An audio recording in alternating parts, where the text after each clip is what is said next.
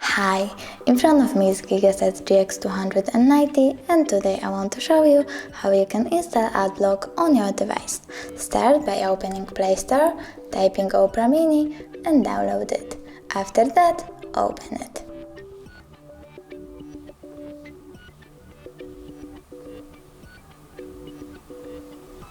Now click Continue and allowing Continue.